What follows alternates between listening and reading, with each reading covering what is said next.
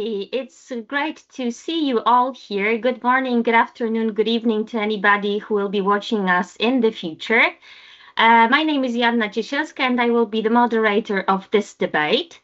And I would, in fact, like to welcome you to this event that is called Asian Debates.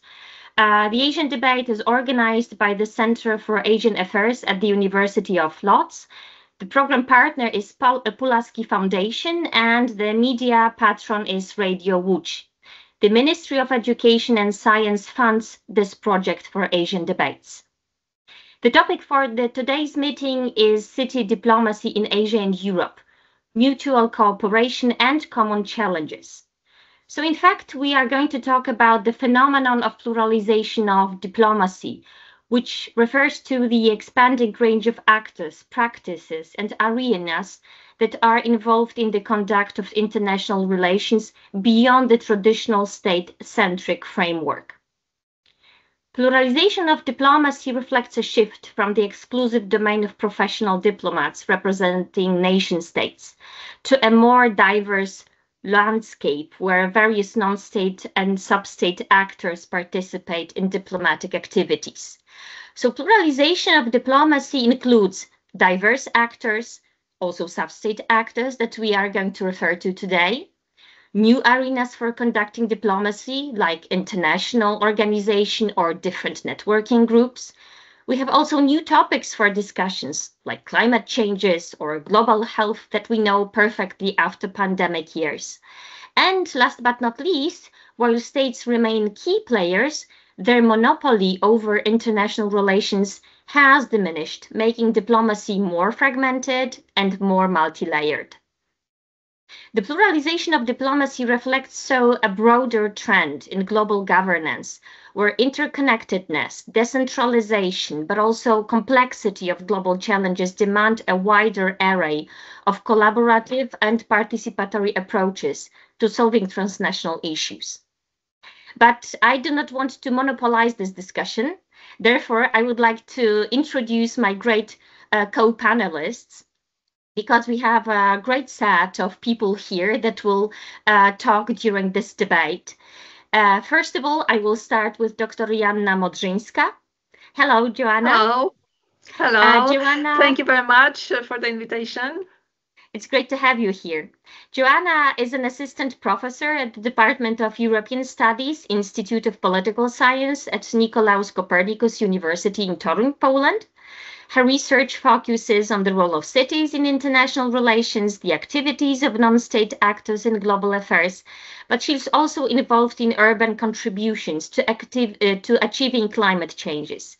She's also an expert in diplomatic protocol. She published a great book on that, and I am also familiar with it during my work and teaching activities. Joanna's works also combines theoretical insights with practical implications, addressing critical issues in contemporary international relations and urban diplomacy.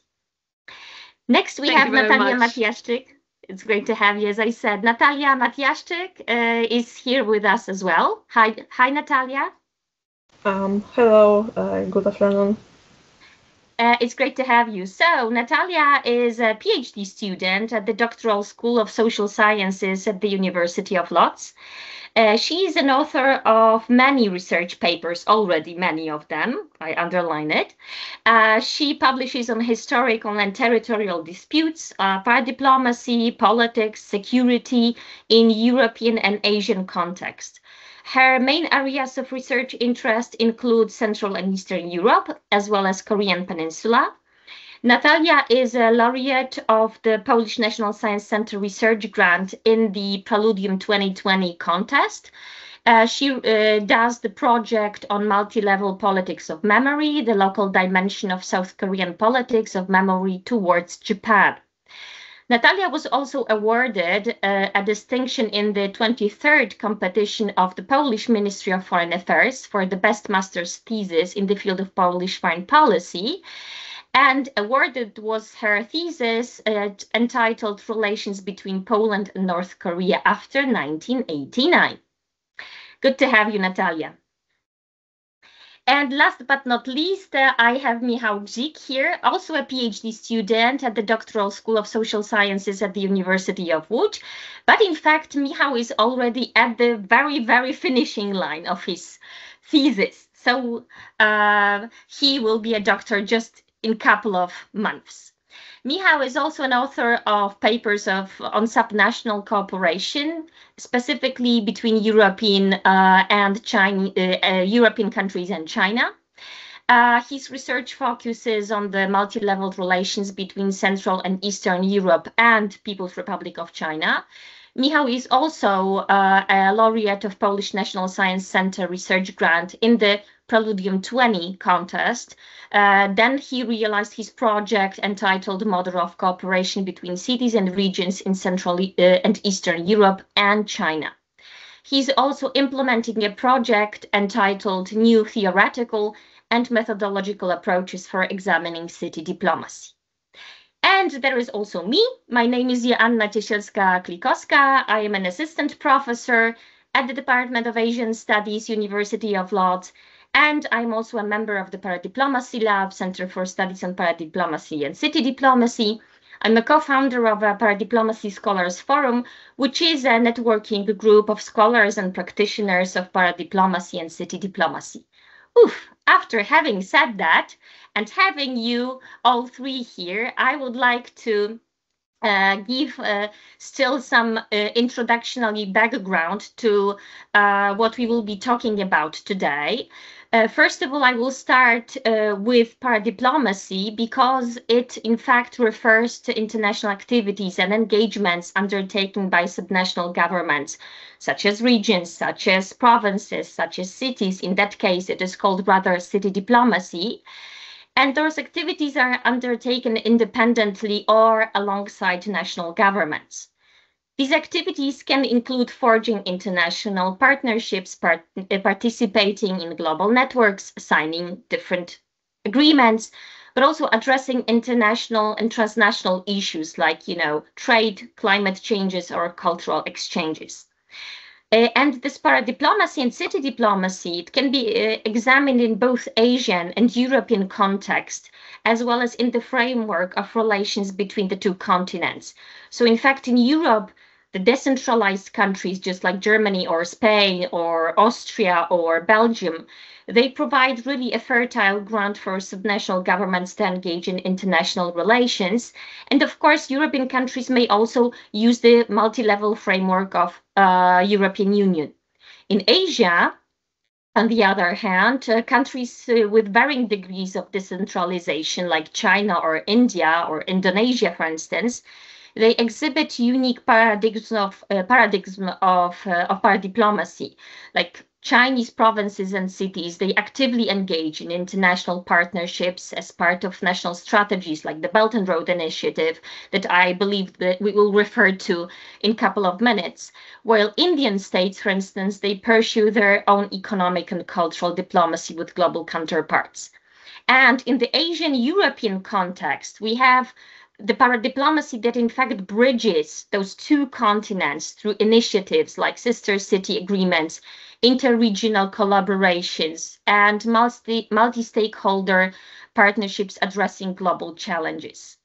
So Asian cities' cooperation with European counterparts in areas such as urban planning, sustainable development, and smart technologies, they exemplify, in fact, the growing importance of subnational actors in fostering intercontinental ties.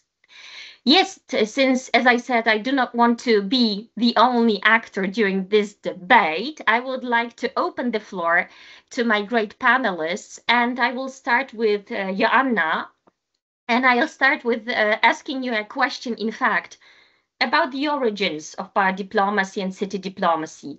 In fact, I would like to ask you, why do sub-state actors like provinces or regions or cities or other municipalities at the lower levels, why do they need or why do they take international actions? Okay, thank you very much. And before I start answering your questions, I would like to make a short introduction as well. And first of all, I would like to point out that the city, I believe, has been probably one of the most significant and innovative inventions of humanity. I believe that even though I think that it's a very great thing, and cities are unbelievable in many aspects. It's not the end. Cities still generate further innovations like political, organizational, social, cultural, or scientific ones. And it's just to name a few. When we talk about positions and functions of modern nation states in the international arena, I think that states are not finished yet, because there are more and more of things that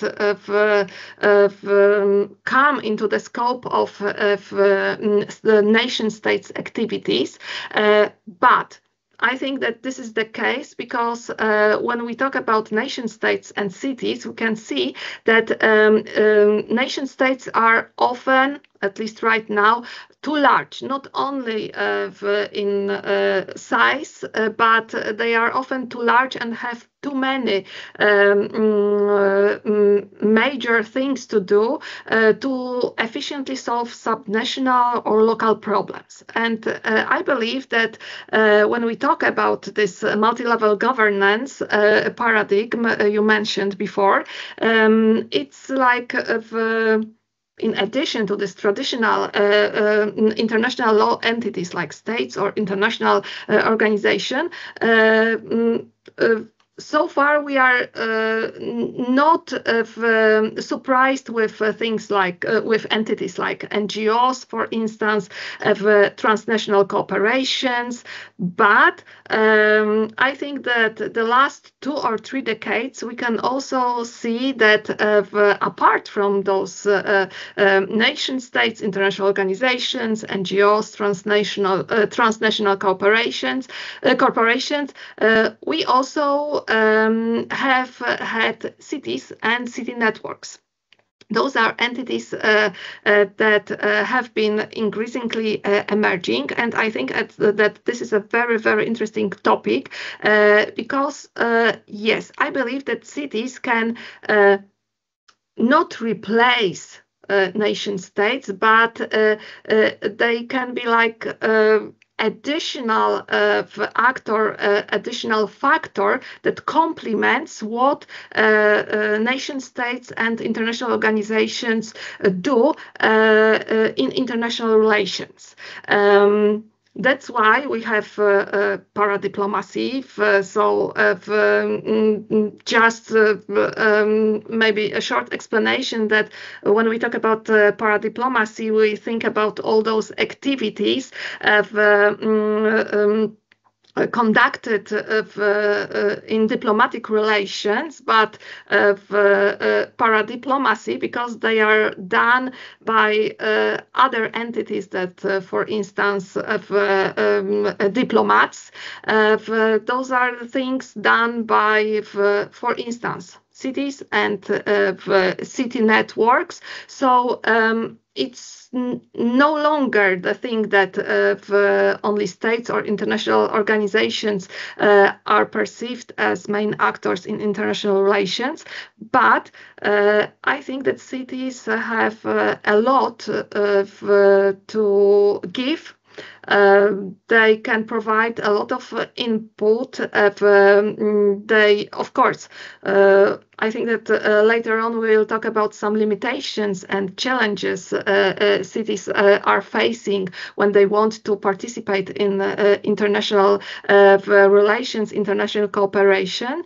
But I think that right now we can observe that cities go beyond this traditional framework of international activities. And of course, we have we can also talk about this more traditional city-to-city relations, like twin city or sister city cooperation. But right now, when we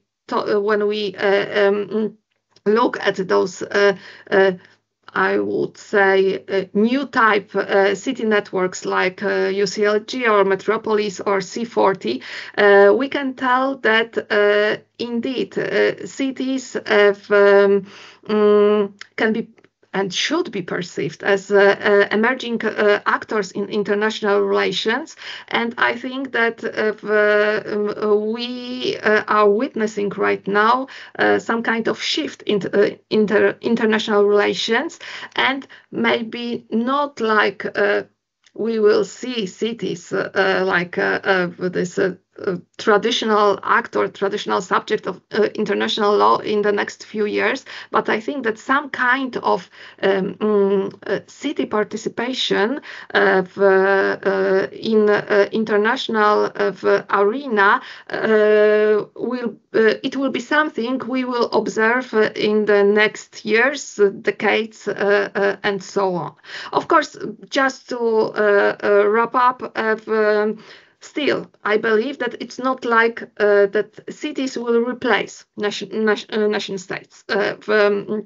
It's like still states have key issues in their competences, like, I don't know, defense, customs, monetary and fiscal policy, for instance.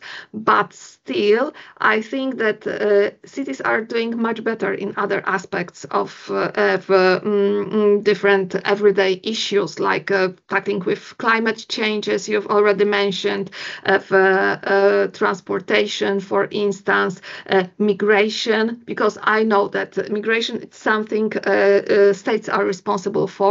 But still, whenever we have to deal with migrants, whenever they cross the border, it's in most cases the responsibility of cities to deal with all the things connected with migrations. Okay. Yes, okay. You have touched very important things here. In fact, and I just think that obviously the migration policy or defense policy, they are the tasks of nation states, but nevertheless, the problems that result from those defense or wars, the question of war and peace is in fact the question that cities have to respond to, because they get the migrants, they get the refugees, they get the people that in fact coming from a war places. So this is a difficult task for cities and regions as well.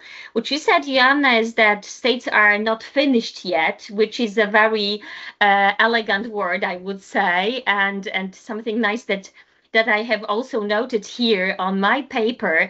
But I just wanted to make a follow-up question to what you said. The states are not finished yet, but the cities are also very active. So how do you think, what kind of goals can cities pursue in international activities? What are their main areas of interest on the international arena? First of all, we need to I need to tell a very important thing, that sometimes it's like nation states and cities cooperation.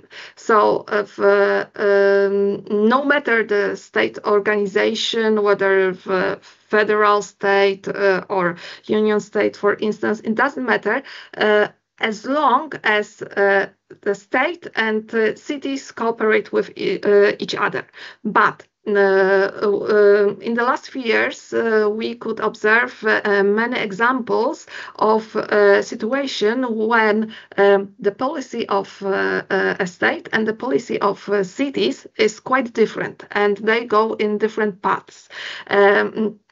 First of all, I would like to mention the Pact of Free Cities, for instance, that was started with 4 capital cities of Central Europe. And it was the case when mayors of those 4 cities were from different political backgrounds compared to central government. They had different views on the role of city,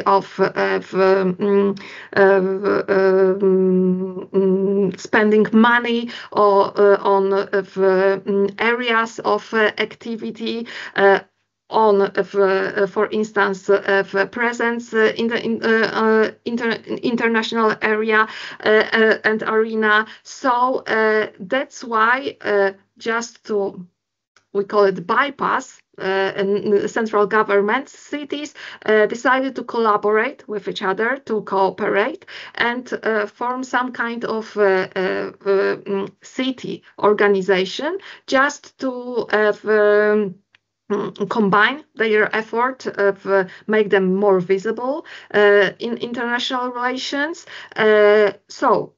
Just to start with the Pact of Free Cities, and just a short notice that right now, because the Pact of Free Cities started with 4 cities, and now we've got more than 30 coming from different continents. So I think that the idea was and is a very good one. Then, when we talk about examples, we have, for instance, the United Nations Convention of the Rights of Child, and it is, for instance, implemented directly in the cities, united in the Child-Friendly Cities Initiative Network, for instance. Then we have United Nations Convention on the Elimination of All Forms of Discrimination Against Women, which, for instance, was not ratified by USA, but it was locally implemented, for instance, in Los Angeles and San Francisco. Then we have Seattle. Seattle is a good example as well, because of almost 20 years ago, the mayor of Seattle encouraged other American cities to join him in implementing the Kyoto Protocol and things connected with climate change issues and activities aimed at reductions of greenhouse gases. So there are many different examples showing that when a city and a state goes hand in hand, then it's much easier. But even when sometimes they have different aims, they are focused on different things, it's not like there is no option for cities, because through different channels like city networks, for instance, cities can actively participate and cooperate with other cities from other countries. It's not like this cooperation is focused on cooperation among cities in one country only. So more and more often cities work and try to establish new bodies representing their interests in international organizations.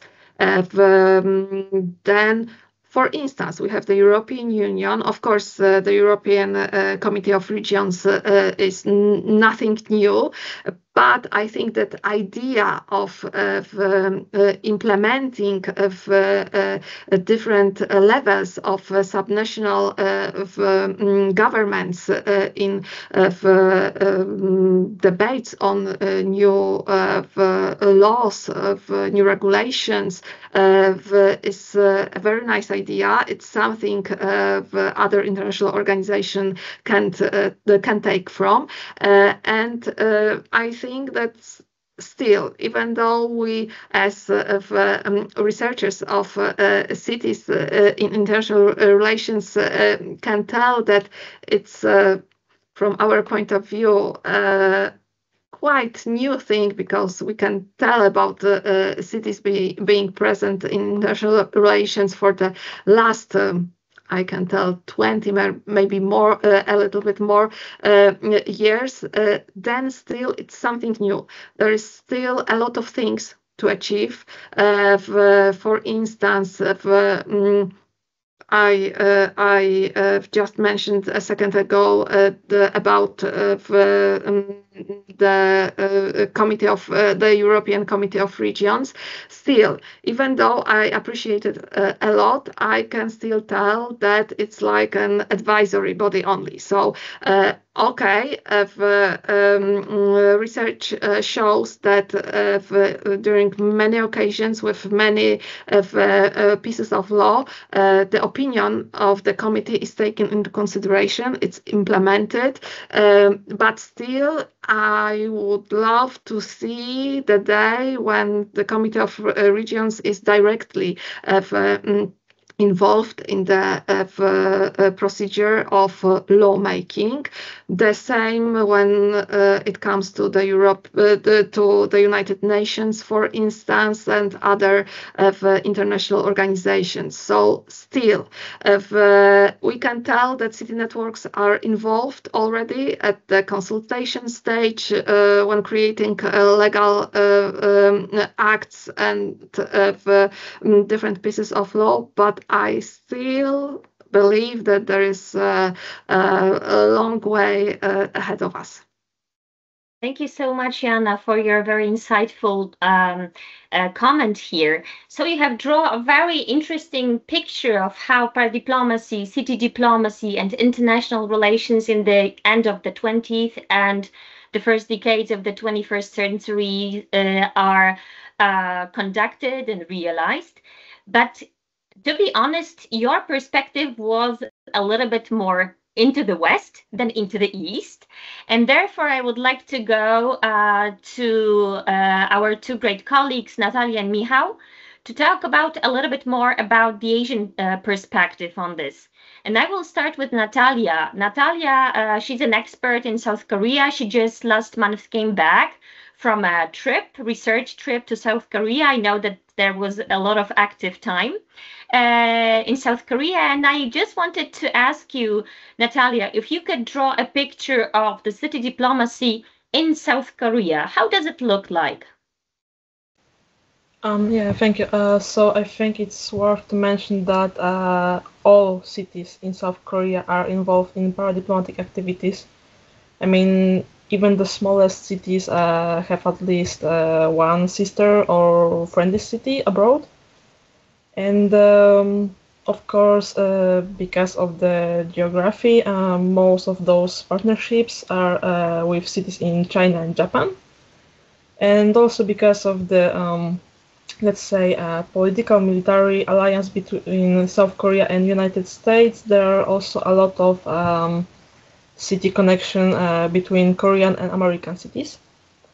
And the Chinese local government accounts for about 30% of all partnerships on city level, which is quite a huge amount. And it's also clear that South Korean cities prefer to establishing relation with cities on the Chinese eastern coast and with cities in the northern provinces.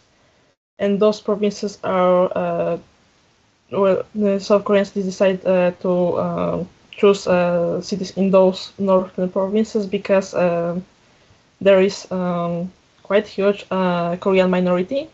So they want to keep in touch and contact with Korean minority and ethnic Koreans in China as well.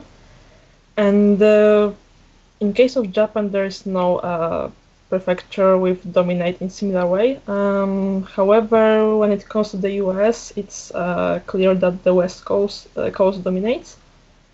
And Oregon, Washington, and California accounts for about 40% of all Korean American cities partnerships. And about the issues about when it comes to the South Korean diplomacy, cities in Korea focus mostly on those, let's say, administrative issues, like sending letters, online meetings, or official visits. For them, it's important to keep those official level of partnerships on high level.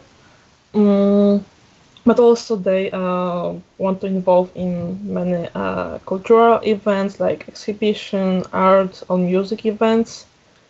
And quite popular is also the students exchanges, but also the staff exchanges, workers exchanges to get new knowledge, to get new experience, to learn about other cultures and languages. And when it comes to the cooperation with national authorities, sadly, like in many cases in other countries, this support from the national authorities or cooperation is really limited. And in the past, there were some initiatives like training for representative of selected cities, but there are just few events in the past years. And in fact, only Seoul has some kind of support and cooperate with national authorities, because the Seoul authorities and the Ministry of Foreign Affairs a few years ago signed the memorandum about cooperation in the field of public diplomacy. But when it comes to the broader cooperation, it does not exist. Great, thank you so much. This is very interesting, as we usually tend to have this perspective that in Europe we have this great interconnectedness of cities and regions, and this is something typical for small Europe with many countries, that have that want to cooperate, and which was a phenomenon of the post-war world. But as you say, South Korean cities or municipalities, even those really small ones, have very intensive cooperation and collaboration agreements with their partners worldwide, not only in the region, but also, for instance, in the US, as you said, Natalia. Okay, now I will switch to Michał, and I would like to ask you, Michał, how does it look like in the Chinese perspective? I mean, what are the conditions for paradiplomacy and city diplomacy in China? Are there any differences between what we know from the West or what Natalia said about South Korea with regard to Chinese activities? How do you perceive it? Thank you.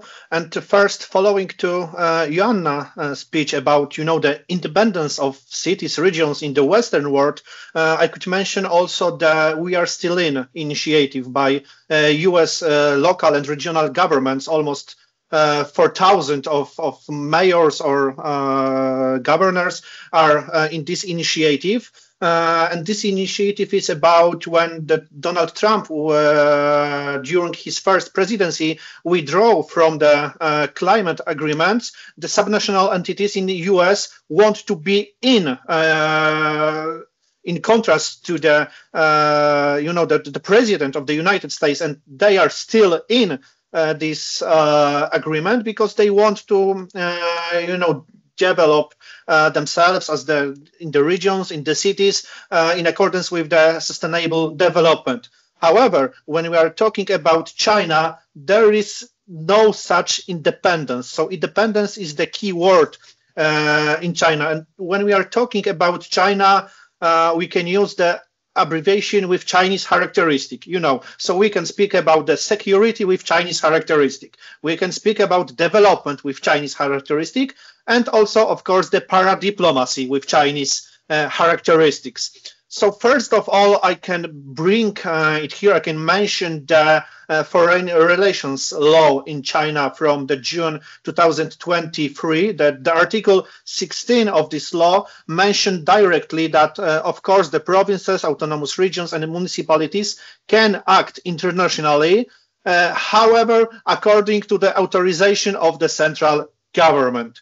So this is the key and the main difference, because paradiplomacy, as Joanna Ciesielska and Joanna Modrzyńska said, there are independent action, autonomous action of subnational governments. However, in Chinese, the degree of autonomy is much more complicated, I can say, because the government in Beijing I can tell that the referee in such process of paradiplomacy, and the government, the Beijing try to use cities and provinces as a tool of their foreign policy. However, when we closer look to the Chinese history, one can say that China is a federation, not a unitary state, because when we came back to the Three Kingdoms, when we came back to the warlords era, when we came back to the Civil War, the aggression of Japan, China was divided, and a lot of time in the history of this country, China was divided. So right now, under Xi Jinping as a chairman, under his rule, he wants to, centralize China. So Xi Jinping as the CCP used the Chinese cities and provinces as a mechanism to unify China, and also mechanism to foreign policy, because the paradiplomacy in China drives as a tool of not cooperation, rather a tool of competition between cities and regions in China. Because Xi Jinping, the Chinese government, appoint cities and regions, give them some specialization. So, for example, Sichuan is responsible in geographical terms, geographical specialization. Sichuan is responsible for relations with Central Eastern Europe. Guangdong is responsible, for example, from relations with California, the big tech, big GDP, so the similarities, a lot of similarities. We can also talk about the specialization in case of the areas of paradiplomacy. So some cities, some provinces are responsible for relations in case of high tech, in case of industry, in case of electric cars, or something like this. So the government in Beijing tried to appoint specific cities and regions, specific tasks, the areas of paradiplomacy, and they are compete with each other, because in China we have a system, the reward system for the cities and provinces. And if our cities are better in their foreign activities, of course, the more, I can say, points they get from the government, and points in this context means money and appreciation from the government. And in case of China, we can talk about the shadow paradiplomacy mechanism. So, for example, when one city of China, for example, hypothetically, comes to Łódź to the visit, now it is most probable that the second and the third city also go to the Łódź to compete with, the first city, to attract them with maybe better offer or some goods. So in case of China, the first most important, that paradiplomacy is not paradiplomacy as we know it from our Western perspective, and the second, that the government in Beijing try to use cities and provinces as the tools of foreign policies. Okay, thank you so much, Michał. It was a great analysis of how the paradiplomacy and city diplomacy works in China, and especially the idea of shadow diplomacy, and in fact those concurring regions or cities that in fact are rivals in international relations, and that they directly rival with themselves, right, around China. This is also an important feature of Chinese system. But I would like to ask a follow-up question on China regarding the Belt and Road Initiative. Because you said already about the latest events, and in fact how Chinese provinces or cities, where they tend to go, with whom or which regions to cooperate, for instance in the US, how they are sometimes categorized in their activities, and how they have to be rivals to themselves. But nevertheless, is the Belt and Road Initiative, in fact, a kind of a framework for this cooperation, for this diplomacy with Chinese characteristics? How do you perceive it? Yes, thank you. And when we are talking about the Belt and Road Initiative, we should closer look on its domestic and external meaning. So, of course, the Belt and Road Initiative was a huge economic, also geopolitical Chinese initiative that wants to,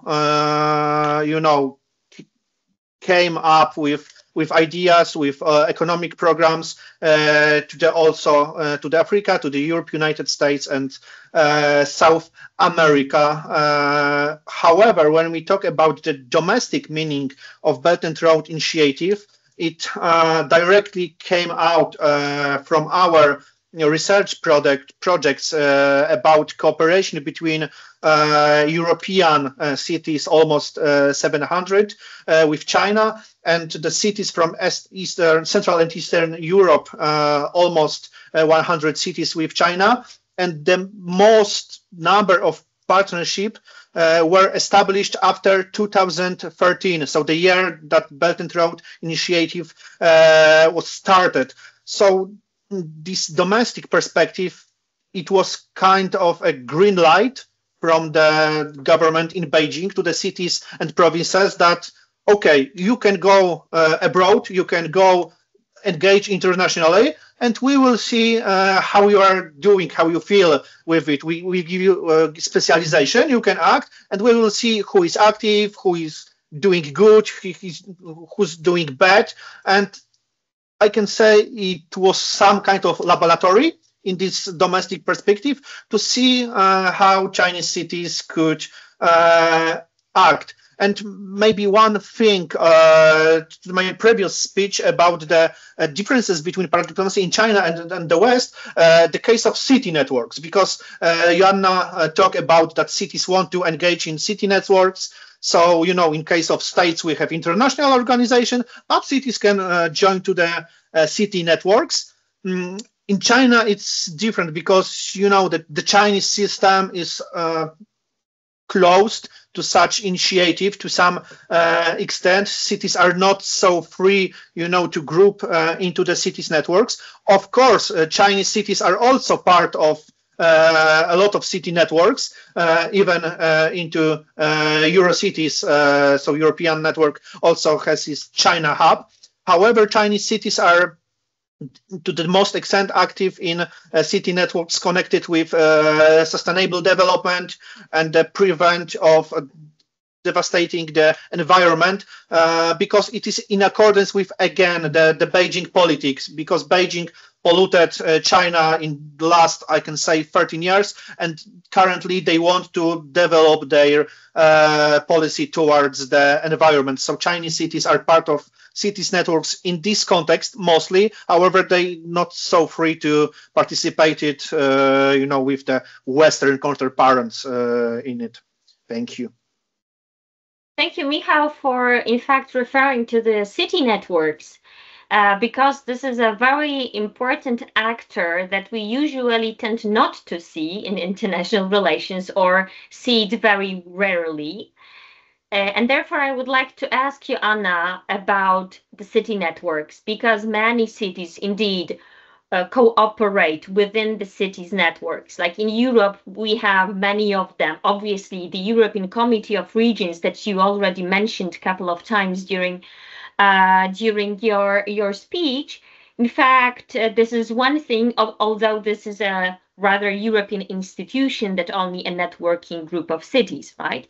But we have also in the case of Europe, we have Eurocities, we have metropolis, for instance. We have also regional or even nation networks of cities in every member state of the European Union, in the Netherlands, in France, in Germany, in Poland, obviously as well. But there are also more worldwide networks of cities like C40s, UCLG, you have also referred to them. So how do you think, how effective are those networks in fostering real or actionable cooperations? And if they can push the things forward, maybe there are also some limitations that they have to, override and win. How do you feel it?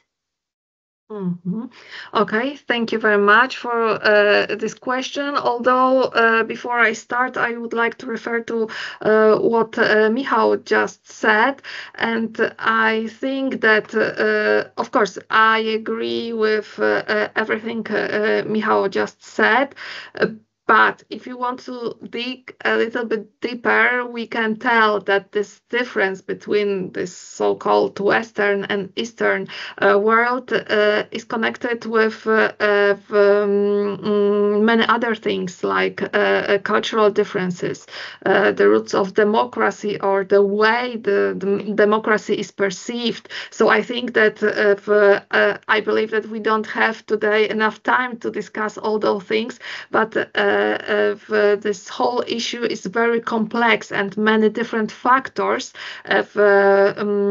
influence the way city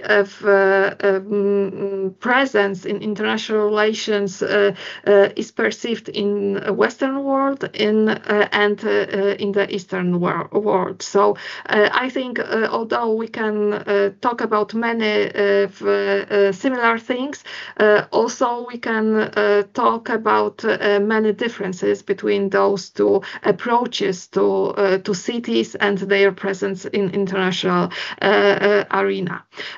When it comes to city networks, I think that city networks, of course, have their limitations, and I think that city networks encounter similar barriers to barriers cities face. Why? I think that it's mainly because of course, when we deal with global cities, with big capital cities, for instance, it's very natural for them to participate in these initiatives, and it's nothing new. But when it comes to medium-sized or smaller cities, very often they are not aware, or they do not feel the need to become members of city networks, and not only those national networks, but especially those international networks. While conducting our research, we also saw that very often the same cities are members of many different networks, while other cities are not present in any of those networks, even in these national ones. Then when we look from the perspective of international organizations, for instance, we can see that sometimes international organizations see the need to involve cities or cities networks in their works, in their activities, in their lawmaking processes. But sometimes international organizations are not very keen of engaging city networks in their activities. So this is another barrier. Of course, financial resources, we haven't mentioned it yet, I think, but financial resources are very important. Of course, even in front of financial resources, I would put people, because I think that people are the most important factor, especially when it comes to mayors, whether they see the need to engage in city-to-city cooperation, in city networks of activities, whether they want to establish international relations office. Of course, you can name it whatever you like, but this department that is responsible for engaging in international activities.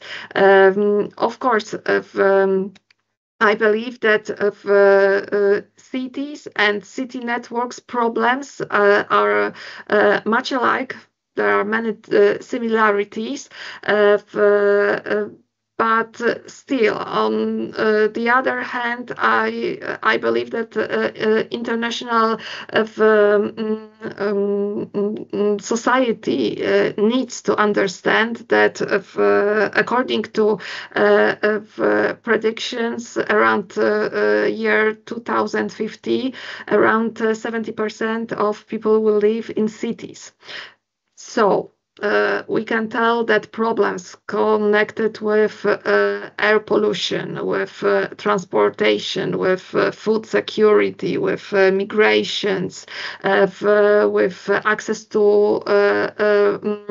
water and so on, they will be mainly problems faced by cities. So from one hand, cities may be perceived as the source of all different kinds of problems, but on the other hand, without cooperation from cities, I believe that no nation states or central government or no any international organization can solve all those problems, which are in fact problems of the whole mankind. Therefore, I believe that city-to-city cooperation is very important. I believe that there is some maybe way to refresh twin city cooperation, for instance, but without city networks, which take a look on different problems from different points of view, it will be very difficult to solve those so-called global problems, because no single city, not even a group of cities can do anything. I think city networks with their resources, with their knowledge, with their experience, are very important actor in dealing with these global problems we've already mentioned. Yes, if I can follow up really quickly, I promise. Because yes, you said that it is almost impossible to cities to act into the international organizations, because cities have problems with, for example, waste management, water management, public transport, and it is hard to imagine that, for example, into the United Nations and the European Union, cities will dispute about the waste management in cities. So the city networks are really useful for them, to share the knowledge and to develop their local program, how to prevent, for example, the pollution in cities. Yes, I agree. Exactly. In fact, what we know is that cities have the same problems, but in different geographical contexts, north or west, east and north and south, east and west.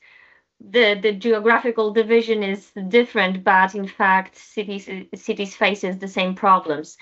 Natalia, I would like to refer to you now. I know that you have been doing a lot of research also on the networking cities, also with regard to South Korea, but I would like to move a little bit back from the contemporary problems that the cities face according to transportation or waste management, and concentrate for a while on historical issues, because I know that this is in fact your topic, the topic of your dissertation to some extent, and you are very much in line with what is heated in the debates about historical issues between South Korea and its neighbors. So if you could draw a picture of how this city diplomacy may refer to historical policies of South Korea. Maybe I will start with create some background about what are the historical issues when it comes to the South Korea, and most of them are related to the Japanese occupation of Korea, which was in the first half of the 20th century. and all of issues related to that occupation. I mean, Japanese war crimes like rape, sexual abuse of women, forced labor, and exploitation of Korean Peninsula, and also Japan's responsibility for those crimes, apologies, or payment of compensation or reparations to some extent, but also in the last decades the problem also is historical revisionism on the part of some Japanese politicians. And this politics of memory on city level can be considered in two levels. I mean the domestic and international one. And in my research, I analyzed both of those levels. And shortly, when it comes to the domestic, the internal level, more than 90% of cities are involved in the politics of memory. And there are many various activities like celebrating important anniversaries related to the occupation of Korea, creating monuments or local museums, to even conducting academic research and some kind of investigation. But when it comes to the international level, which is connected with the city diplomacy, significantly fewer cities, around only half of them, conducted politics of memory and activities.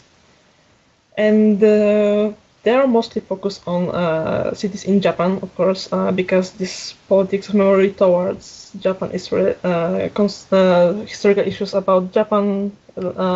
It's obvious that there's the main topic with cities in Japan, not other countries.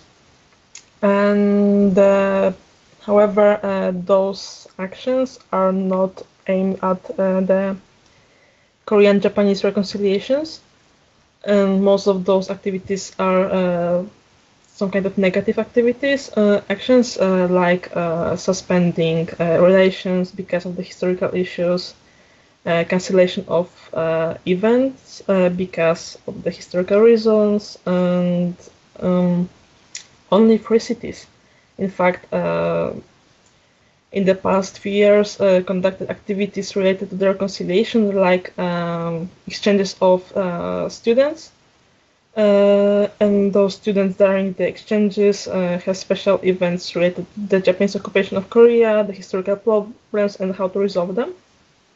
And I mentioned that most of those activities are towards Japanese cities, but some of them are also aimed at other cities in other countries. For example, in cities in China or the United States. And that's mostly about raising awareness about the Japanese war crimes and to commemorate victims together. Okay, thank you so much. And I would like to stay in that South Korean context and ask you about the cooperation, if it exists, between the government, South Korean government, as well as the cities, a kind of a collaboration or some kind of a framework, if they cooperate to achieve the goals of the state's historical policy. To some extent, yes. About 40% of cities in my survey declared that they in fact cooperate with national authorities, mostly with the Ministry of Patriot and Veterans Affairs, but this is cooperation only on that domestic level.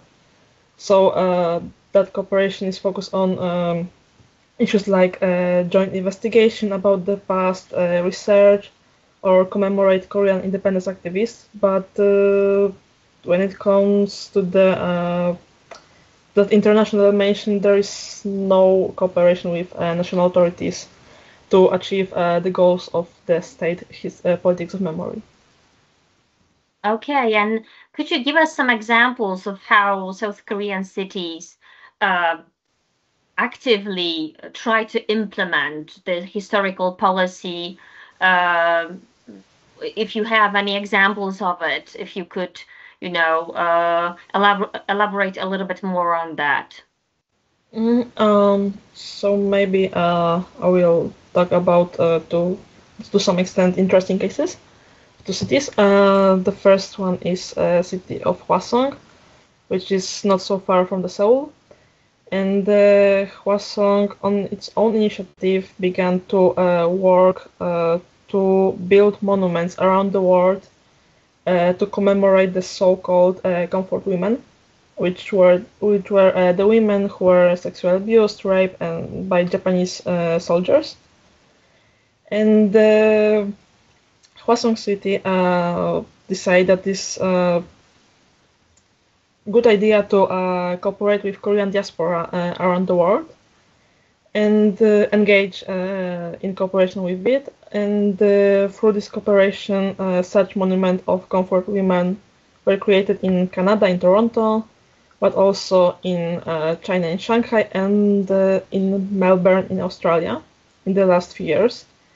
And each time it was the case that citizens of Hwasong raised the funds to create the monument, and the authorities of Hwasong did all those administrative formalities, paperwork, and something, and the mayor of city each time was present at the unveiling ceremonies in each city, so in the Toronto, in Shanghai, and Melbourne. And maybe the second case, it's kind of extreme. It's the city of Gwangju. I use this word extreme because the city council chairman decided that if some Japanese politicians were practicing the historical revisionism, so he would do the same and starting openly proclaim that Tsushima is not in fact Japanese island but Korean one. And he even sent some letters to politicians from Tsushima claiming that they should return Tsushima to Korea. Of course, the Japanese politician did not respond, but even though this case is interesting, as it's really interesting kind of the historical revisionism. Okay, great. Thank you for those examples that are widely unknown, rather, in political science and in what we know in paradiplomacy. So, in fact, cities that act as those so-called troublemakers in their relationships, international activities, and how they try to sometimes bypass what Joanna was talking about, the steps that are undertaken, for instance, by the national governments. This is also a very interesting example coming from South Korea.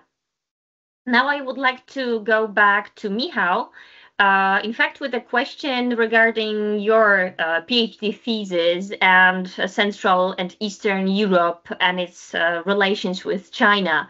If you could elaborate a little bit more about the outcomes of your project, what are the main areas of the cooperation between the Central and Eastern European countries and China, but also what are the success factors for it, and what are the obstacles or barriers that they may exist there?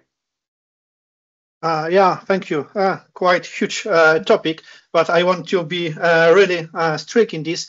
So first of all, we should distinguish the low policy issues and high policy issues, because the cities, regions, the paradiplomacy is responsible for such low policy issues. So issues connected with culture, with the sport cooperation, with people-to-people exchange, in contradiction to the high policy that's in case of states, that states are responsible for, the war and peace issues, the defense issues, the economic agreements, international agreements. So the cities have their niche in these soft policies. And yes, in case of relations with Central Eastern Europe, the area of culture is the most prominent example of cooperation between cities from China and cities from CE. because we should also mention the 16+1, now currently 14+1 initiative.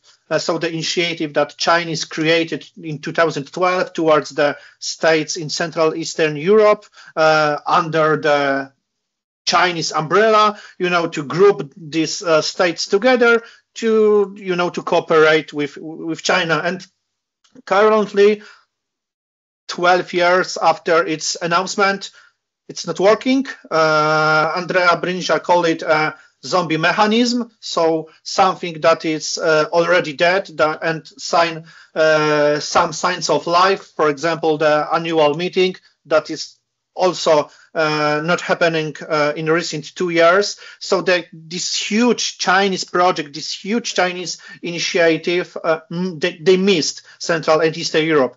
However, after this 2012, 2014, as I said previously, also the Belt and Road initiative came to power. A lot of cities maintain their relations, and they are still valid.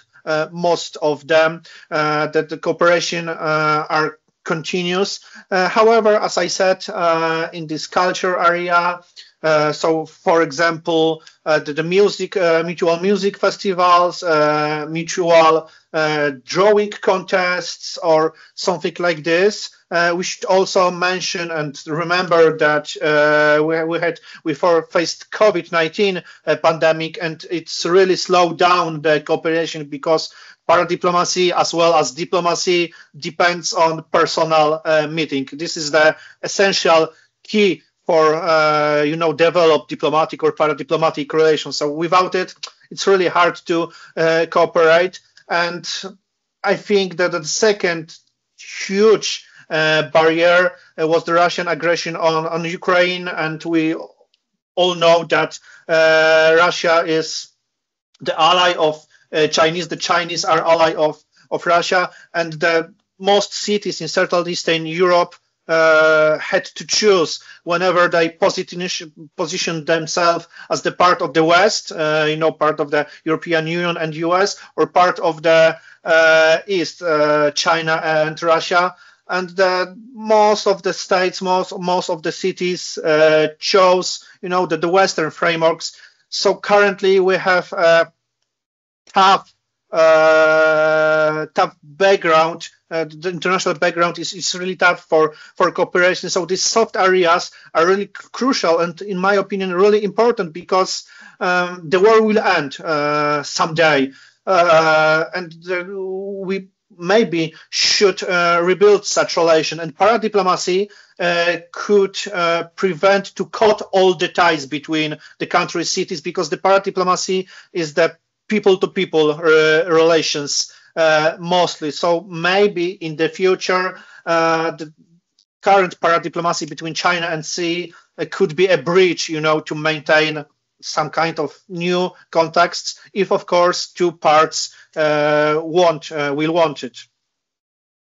Sure. I mean, the role of cities, maybe not so much the regions, but specifically cities in a reconciliation process, for instance, between Germany and France, but also in Rwanda, we see this.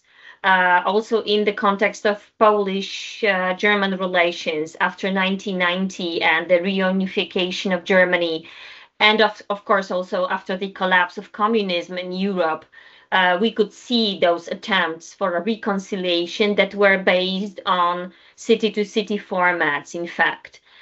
You said, Michał, about the involvement of active individuals. That is really crucial to have an active and stable partnership between cities, but also between regions. I guess also in the South Korean context, this is the same. You have to have the mayors, or you have to have at least some bureau or office or department in the city council where you have people who are really devoted and engaged and believe that city diplomacy is the answer for many problems that we have.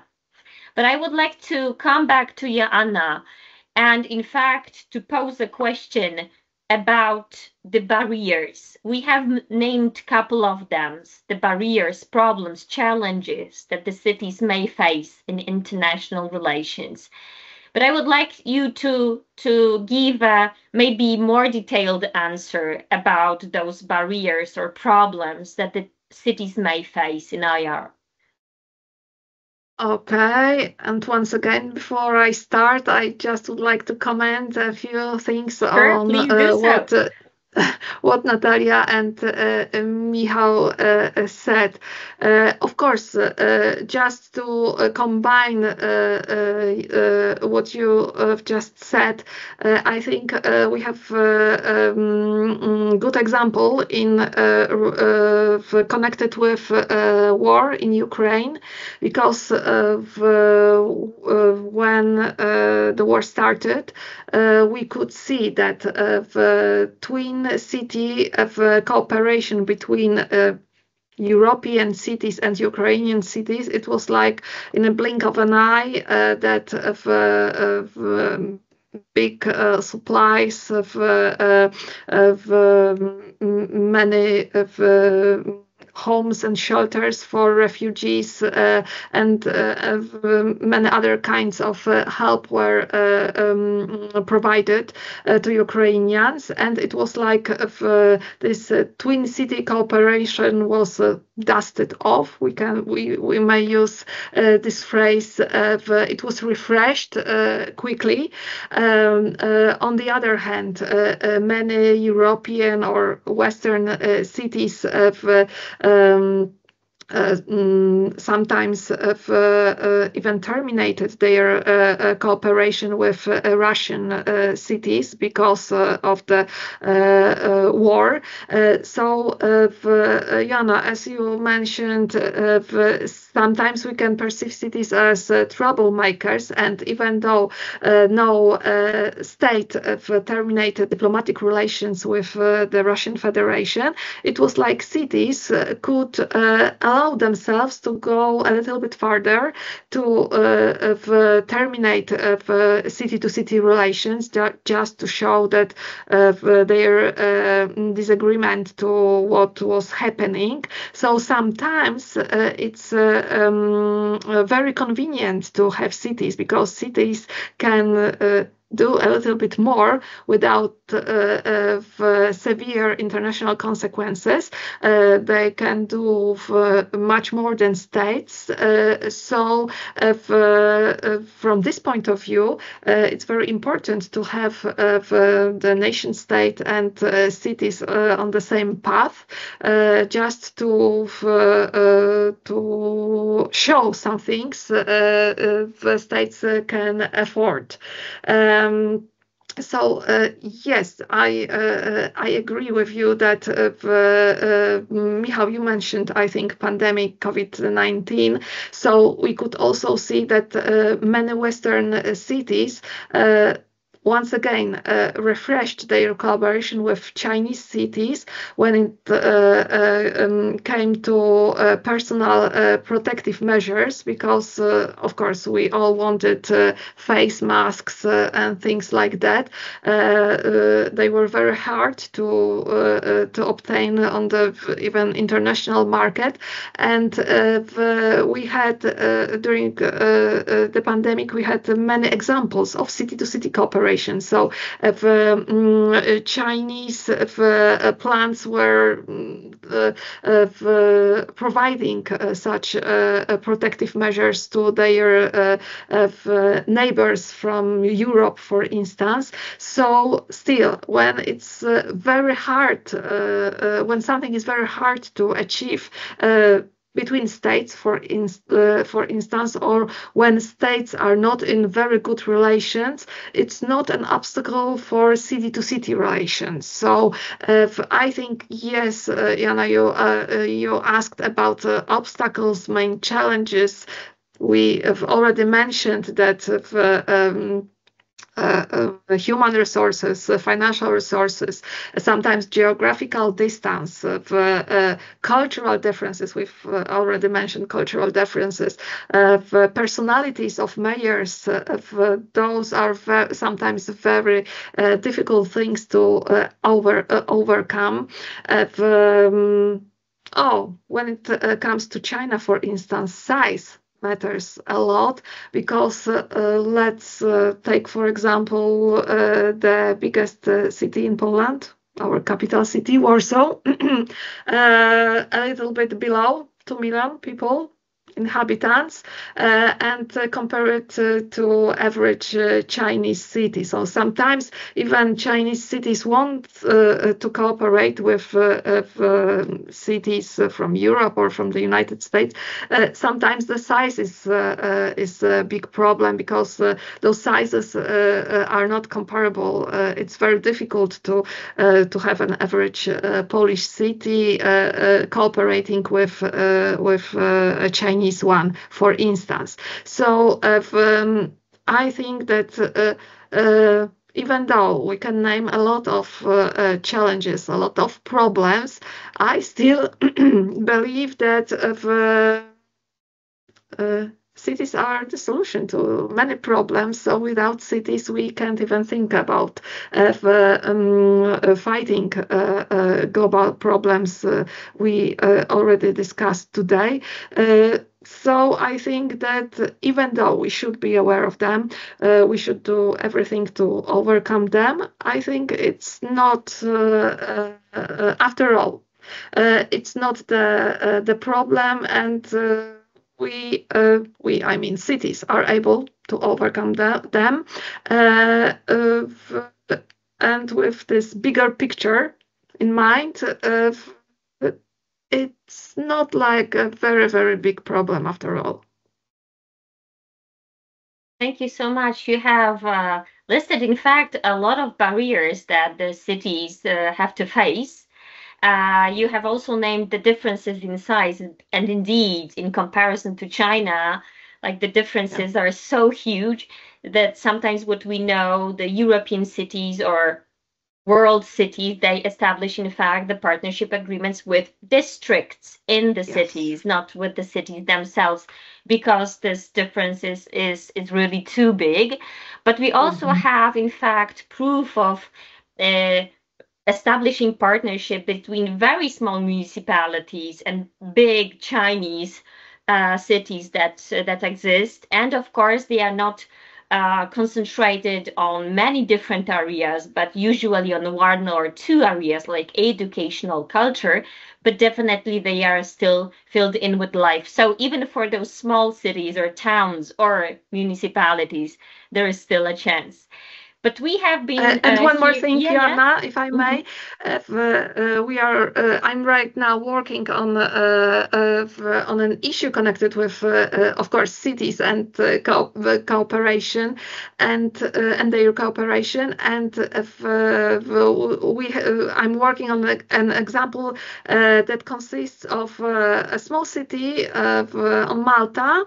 Then we have a big city in Europe, and then we have one of the European capital cities. And the main question was, how is it possible that you even imagined cooperation? And the answer was very simple. Okay, we may be different. We may be from different parts of Europe. We may be like continent cities, island cities. Okay, it doesn't matter because we have almost the same problems. And it was given the example of public transport. So the public transport is a problem for everyone, no matter the size. So even though sometimes when we take a look from the organizational point of view, it may seem like a very big problem, something very difficult, when we focus on the problems that we share, then we can find out that after all, the cooperation is very easy, and in fact, it's very natural because we all have the same problems to deal with. Absolutely true. Okay, I just wanted, because we are almost at the finish, But nevertheless, I cannot resist myself to ask Natalia a question about this cultural dimension of paradiplomacy and specifically city diplomacy. We are in Poland. We teach our Asian students at the special program connected with Asia. And majority of them, if not all, are very much into Hallyu, the Korean wave. And I just wanted to ask you, Natalia, if the cities in fact use culture, the whole Hallyu culture to say, as a tool in their diplomatic efforts. And are they in fact successful in using Hallyu as a tool? So the simple answer is yes, they are using Korean wave and whole Hallyu, those interesting around the world about K-pop, K-dramas, and Korean modern culture, mostly to attract tourists and to share the knowledge about Korean culture worldwide. Most successful here is the Busan city, so the second biggest city in South Korea, and because in fact Busan is the place where each year there is organized the Busan International Film Festival, which was one of the biggest film festivals in Asia.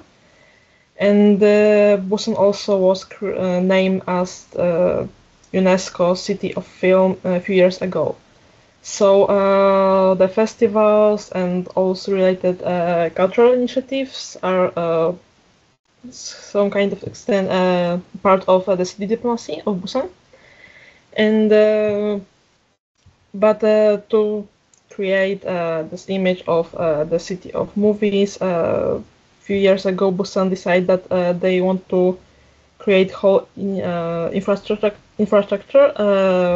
mostly about, for example, Busan Cinema Center, and Busan authorities decided to spend quite a lot of money to promote city worldwide and to develop the film sector in city, and through this to promote in other cities, not only in sister cities or friendship cities, but in other local governments around the world, that the Busan is the place, like the capital city, let's say in the quote, the capital city of Korean movie industry. And there are some programs, especially when it comes to the exchange of students between Busan and other sister city of Busan, related to the Korean culture using Hallyu, but there are also many activities related to just public diplomacy and city branding. Okay, so this is a perfect element of creating soft power of a country through culture and through cities, in fact. So this is indeed very interesting how they do it in South Korea and what we can learn from that, in fact, from this experience. Okay, as we are almost at the finishing line, I would like to pose the last question to you all.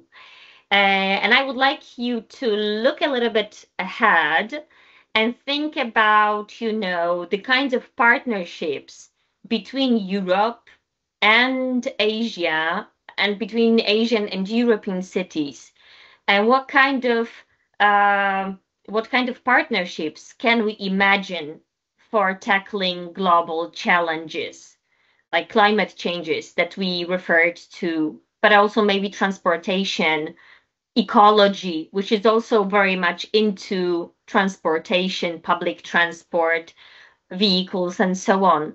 Do you believe that there are untapped areas for cooperation and that should be prioritized, or is it going, or will it be going as it is? How do you feel it? Joanna, just a short answer, 1 minute. Impossible, Okay. I know. But try to. I will try.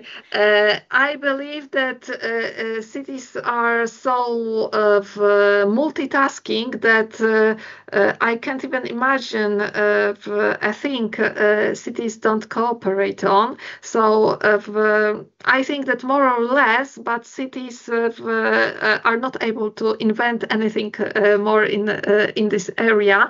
And I believe that yes, public transportation, of climate change, of GHG emissions, I think that and migration. I think that those are the most important topic we will collaborate on, no matter international level, international organizations, city networks, city-to-city cooperation. I think that if we want to live a little bit longer on Earth, we have to cooperate on those topics, and I think that they are most essential and the most important ones. Thank you, Joanna. Michał, I will now come back to you with your idea. Surprising with this order.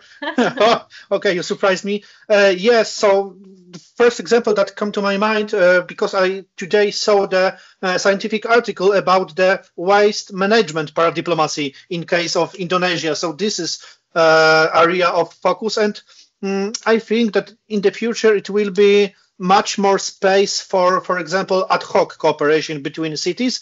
And I remember that the official from Poznań said during the conference that they get a request about the frog, some kind of frog specialist from the city of France, because they have a problem with extinctions of frog in their city or something like this. So the Poznań found some person in city and, to send this frog specialist to the city. So, even in these small areas, this is really, really needed from the cities. And for example, in Poland, when a lot of migrants from Ukraine came to Poland, a lot of cities, even not the partner cities of Polish cities, sent support, sent food, clothes, polo beds to the cities, because they know the situation, and cities always are faster than the states and can, for example, send help a lot of faster than the states. So this is a gap for them. Thank you very much, Michał. And Natalia, your ideas for future challenges that the cities may refer to. I agree with Michał and with Joanna. I think, in my opinion, the most important issues will be related to the climate changes and also development. So I think cities could and should focus on sharing solution experiences related to the sustainable development, like low emission transportation systems, energy sector, and so on. And maybe to some extent, in this context, they can involve more and more in projects related to the offering the humanitarian or development assistance to partner cities, especially in cities from the global south.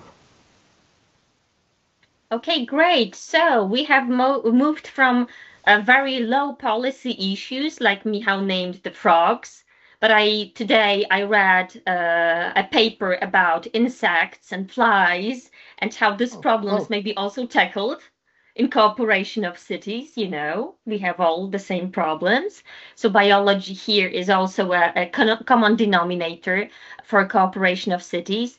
But we have also moved to very big issues like migration, like development or humanitarian aid, bypassing, in fact, also or passing the issues of those mediate, I would say, level of transportation, for instance, or the ecological issues of cities. So in all that matters, from low to high political issues, the cities, but also to some extent the regions, may give the answers, may tackle those problems, may solve the challenges that we have in the 21st century. As you have seen, we are all crazy about cities and regions, specifically my guests, obviously. So this was a really great pleasure to have you here in this virtual room to moderate this debate. So Joanna, Natalia, Michał, thank you very much for accepting the invitation of the Center for Asian Affairs. Thank you, Radio Łódź, for the media patronality here, the Ministry of Education and Science for funding this project, and obviously Pulaski Foundation as our program partner here for having this Asia debates on cities between Europe and Asia. Thank you so much. Thank you. Thank you. Thank you. Thank you. Bye. Bye.